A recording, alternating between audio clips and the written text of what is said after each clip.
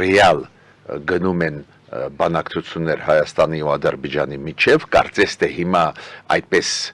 կոնկրետ միջնորդ չկա, հիշում եք մի ժամանակ Ռուսաստանի միջնորդությունը շատ ուժեղ էր, չէ, նույն փաստաթուղթը ստորագրվեց նոյեմբերի 9-ին, որը այդպես էլ չկատարվեց, քանի որ Ռուսաստանը Ադրբեջանի հետ է մեր դեմ, պարզվեց Ռուսաստանը միջնորդ չի, կողմ է կոնֆլիկտի, հետո եղել են միջնորդություններ Եվրոմիության Միացյալ Նահանգների, որտեղ որ մի փոքր ավելի հեշտ էր մեզ բանակցել, քանի որ իրանք իրոք միջնորդ են ու գնահատում են մեր ժողովրդավարությունը, բայց ռեալ այն բանակցությունները, որ գնում էին, այս վերջի ժամանակներս նաև դելիմիտացիան դեմարկացիան, կարծես թե երկկողմ էին, Հայաստան-Ադրբեջան։ Հիմա շատ լավ հարց է, պակաս կա թե չկա, իմ կարծիքով լավ կլիներ, եթե միջնորդությունը լիներ, գիտեք ինչի համար, որ հետո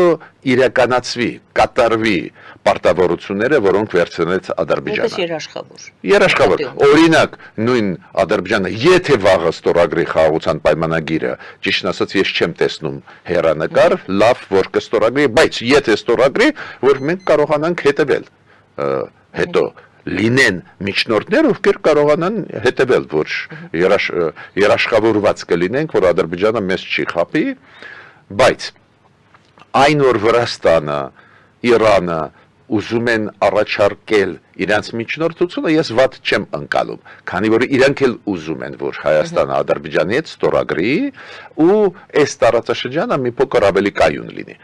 Ռուսաստանը, քանի որ կողմ է, Ադրբեջանի կողմ է, ակնհայտ, կոշտ մեր դեմ, ակնհայտ է, որ Ռուսաստանը միջնորդ չի կարող լինել ու ավելին, եթե դուք նկատել եք, ռեալ Ռուսաստանը չի էլ ուզում, որ ստորագրենք։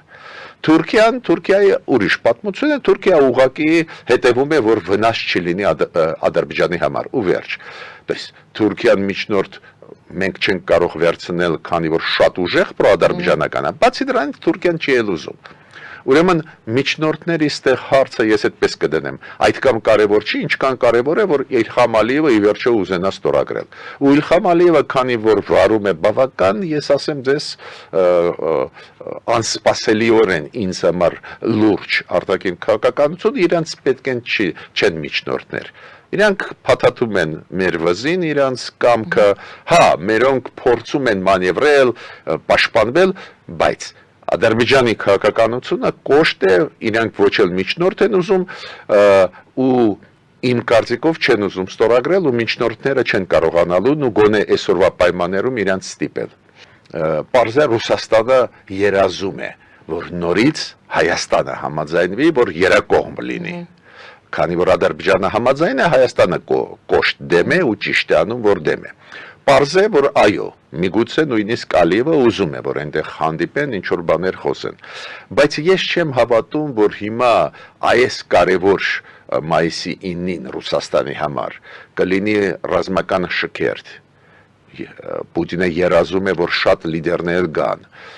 Գալիս է պաշտոնական այցով Չինաստանի ղեկավարը։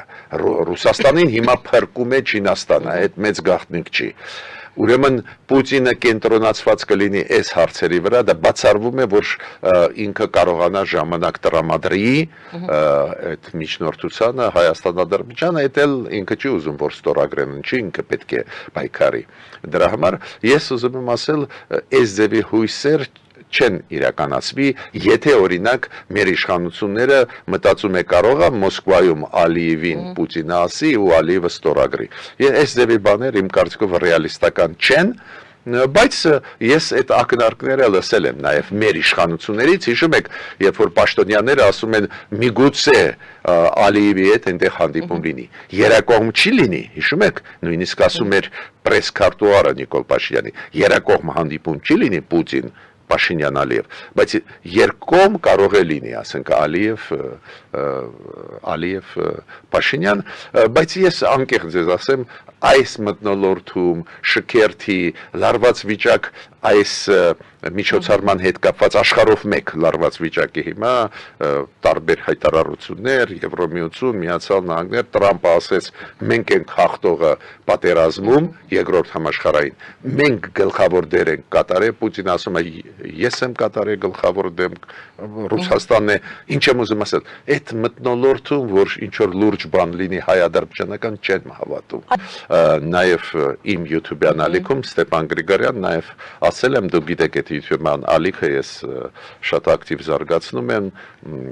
շատ կարևոր է հասարակության համար ամեն մի թեման ավելի լայն բացել, բայց հիմա ձեզ ուզում եմ ինչ ասել շատ կարճ։ Պետք է ասեմ, որ միանշանակ դեմ եմ, որ Նիկոլ Փաշինյանը գնա, այնտեղ քաղաքական վտանգներ կան մեզ համար, օրինակ Եվրոմիությունը, Միացյալ Նահանգները հստակ ասում են իրենց կարծիքը, ով է այնտեղ գնում է, մեզ հետ չեն, հստակ է ասվում, այդ առաջինը, բայց մեզ օգնողը մենակ Եվրոմիություն Միացյալ Նահանգներն են, դուք գիտեք, այդ մեծ գաղտնիք չի, մեր դեմ հենց Ռուսաստանն է, ստացվում է մենք եթե գնում ենք Ռուսաստան, մենք աջակցում ենք Պուտինին,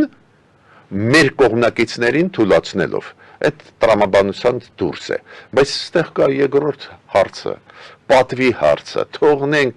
ուրիշ բան, պատվի հարցը, պատկերացնում ենք շքերթում, Կարմիր հրապարակում անցնում են այն ադրբեջանական զինվորները, ովքեր գազանություն են արել պատերազմի ժամանակ, երկրորդ Ղարաբաղյան պատերազմի ժամանակ։ Հենց իրենց են բերում այդ խմբավորումները, որոնք գազանություն են արել։ Ու ինչ, Նիկոլ Փաշինյանը պետք է տրիբունայից ծափ տա։ Չէ, գիտեք, կան բաներ, որ իրոք պետք է մտածել։ Ու երրորդ գործոնը, որը առաջացավ վերջի ուղակի ժամերը, մեգուցե վերջի 2 օր, տեսակ ինչքան հիմա լարվեցին ռուս-հայկական հարաբերությունները, այդտենց էլ վատ վիճակում են, բայց ոնց լարվեց, նույն Ալեն Սիմոնյանի հայտարարությունները շատ լուրջ հայտարարություններ էին ազգային ժողովում, երբ որ ինքը ասեց հիբրիդային պատերազմի մասի Ռուսաստանի, Հայաստանի դեմ, այո, մենք գիտեինք ու նորից կրկնում եմ, Ալեն Սիմոնյանի ասածը, որ հիբրիդային պատերազմ են վարում Ռուսաստանը, Հայաստանը, ճիշտ բան է, բայց մի բան է փորձագետը ասում է մի այլ բան երկրորդ դեմքը պետության։ Ու դու գիտեք, Մարիա Զախարովան ցավոտ շատ արձագանքեց, տարբեր տրամաչափի Ռուսաստանի պաշտոնյաները միջև այդ միջադեպը, միջև այդ սպառնում էին մեզ, երկրորդ ճակատ ուզում ենք մեր դեմ բացել, նաև դեսպանը ստեղ կապեր կինամ։ Դες այս լարված մտնոլորտում ինչ գործ ունի Նիկոլ Փաշինյանը Մոսկվայում։ Բայց ես հույսով եմ, որ չի գնա, վերջի պահին չի գնա, նու առիթ կգտնեն բացատրության համար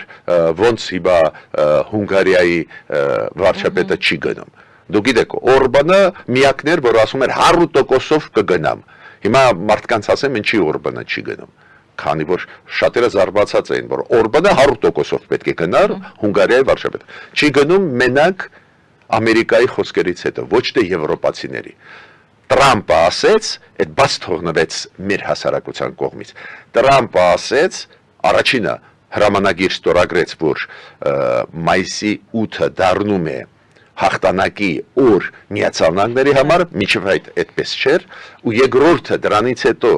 դա 3-4 օր, Տրամպը հայտարարեց, որ մենք ենք գլխավոր հաղթողը այդ պատերազմում, այլ ոչ թե Եվրոպան կամ Սովետական միությունը։ Դե պարզա Օրբանը խոմ չէր գնա Պուտինին մարտահրավեր նետել Տրամպին։ Միտքս ինչու՞մ է, այս մտնոլորտում գնալ պետք չի։ Հիմա ինչու միջև այդ ուզում էին, ես մոտավորապես կրահում են։ Հենց ձեր առաջի հարցի հետ կապված, որ միգուցե Նիկոլ Փաշինյանը մտածեց այդպես, Ալիևին չեն կարող համոզել, որ ստորագրի, միգուցե Պուտինի հետ ինքը այդ կամ ընդհանուր բաներ ունի, որ Պուտինի միջոցով կստորագրի, էդ էլ Ռուսաստանի համար իրոք կարող է վատ չէր լինի, որ Ռուսաստանը ցույց տար տեսակ, ձեզ մոտ չստորագրեցին, մեզ մոտ եկան Ալիևը Փաշինյանը ստորագրեցին խաղաղության պայմանագիրը։ Դու վարկանիշը պետության պայմանավորվեցին օր ու ժամի մասին։ Այո, կամ պայմանավորվեցին։ Դա է պատճառը, որ դեր են երկու շաբաթ առաջ, մի շաբաթ առաջ այս ձևի այս ձևի փաստարկներ բերելը տրամաբանական էր, բայց տեսակ ինչքան բաներ փոխվեցին այս մի քանի օրը։ Գիտեք, Կայա Կալասը, դու գիտեք, այդ արտգործ նախարարը Եվրամիության շատ լուրջ հայտարարություն արեց։ Ինքը ասաց նորմալ է, ով ուզում է թող գնա գա, բայց այն պետությունները, որոնք եվրոինտեգրացիայի process-ում են, նաև տեխնացու պետությունները մենք ֆորմալ տեխնացու չենք, բայց գնում ենք այդ ուղղությամբ, պետք է իմանան, որ եզրակացություններ մենք կանենք։ Ու դա մեսեջներ են, որոնք կարող ես անտեսել, նորմալ է, կարող ես անտեսել, բայց հետո թող մեր մոտ Հայաստանում ոչ ոք չհամարձակվի քննադատել ամերիկացիներին, եվրոպացիներին։